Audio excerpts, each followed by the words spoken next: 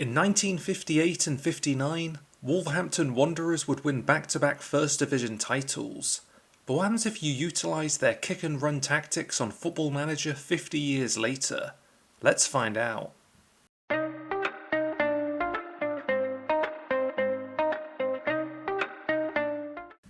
At the tail end of the 1950s, Wolves were undisputedly the best team in England. In 58, they'd win the first of their 2 consecutive titles, comfortably beating out Preston North End by 5 points. This time around, they'll be looking to replicate that success, and they'll have plenty of familiar faces in their squad. Between the posts will be a young Wayne Hennessy. At the top of the field will be 25-year-old Jay Bothroyd. His time at Wolves was largely unsuccessful, as he found the back of the net just 13 times in 60 games. He'll need to improve that goal ratio this time around. I also took the liberty of making one new signing.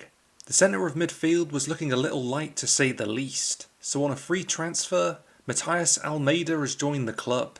This guy's played for the likes of River Plate, Sevilla, Lazio and Inter Milan, as well as representing Argentina in 2 World Cups.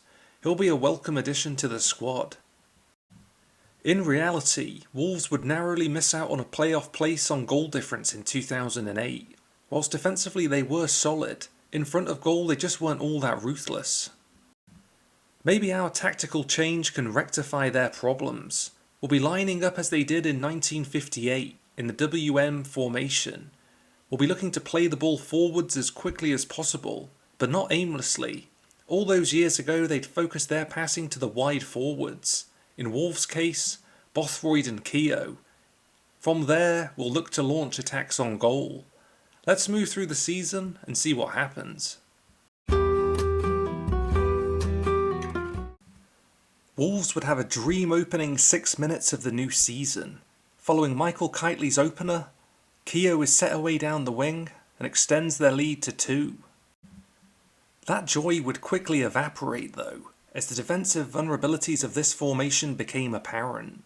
Lee Trundle finds himself in space and scores the equaliser.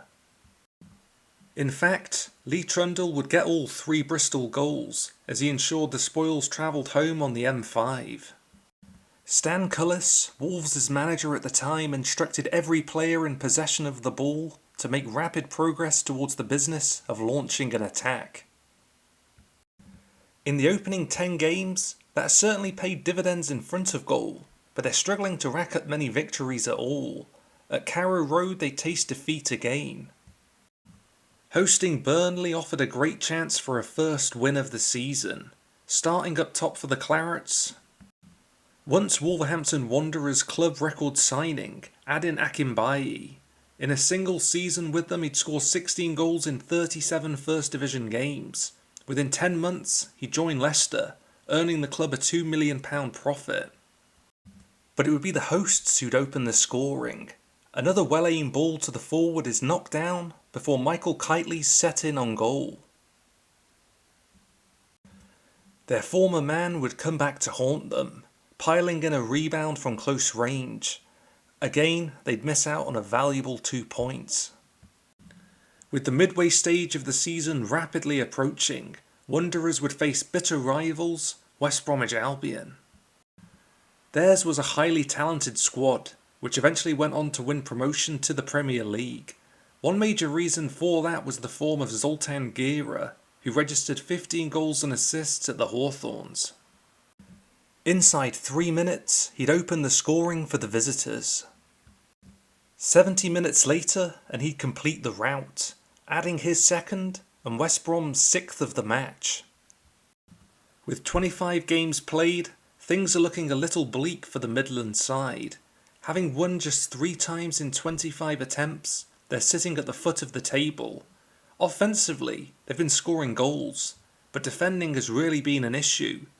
With just 6 points adrift, there's definitely hope to avoid relegation in May.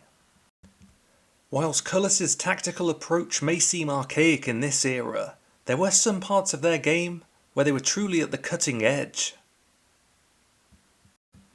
He was one of the first coaches to take fitness seriously, sending his players on cross-country running exercises across Cannock Chase. This enabled them to play at a very high intensity, chase down the ball, and recover possession from their opponents. Following a 2-1 win against Scunthorpe and then a 5-2 defeat against Preston, Cardiff would take the trip to Molineux. Starting up top for the Bluebirds will be Robbie Fowler and Jimmy Floyd Hasselbank. Already this season, the Dutchman has found the back of the net 13 times. And it wouldn't take long for the ex-Chelsea man to get on the score sheet. Some real lax defending allows him to get space in the 6-yard box, and he's not going to miss from there. But the Welsh side would leave empty-handed. 2 first-half penalties would be followed up by this Matt Jarvis conversion. It would finish 3-1. Whilst kick and run is a term often used disparagingly, there was method to this madness. Cullis believed the more time his defenders delay their clearances, and the more time they spent building up their attacks, the less time it was in the opposing penalty area, and therefore they'd end up scoring less goals. And their tactics ended up paying off on the final day of the season, ruthlessly dispatching rivals Stoke 4-1. Here are Wolves' full season stats. Defensively, this was a bad side. At the other end of the field though, there were some decent performers. Michael Kitely, Matt Jarvis and Stephen Elliott all did well in the final third. My player of the season though would have to be Freddie Eastwood. The Welsh forward contributed 30 goals and assists in all competitions.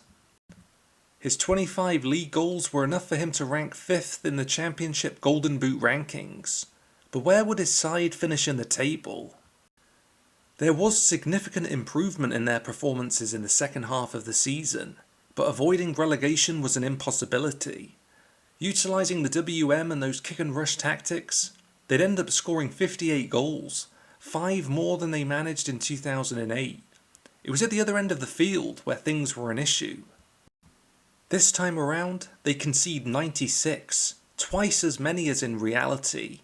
They were in fact only 2 goals away from the record for the most goals conceded in a championship season in history, held by 2017 Rotherham United.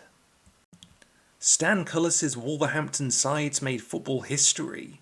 Their direct approach and desire to get the ball forward and into the opposing penalty area as quickly as possible made them a nightmare to come up against. While some elements of it worked in the modern era, there were a few too many deficiencies for his old club to emulate his success.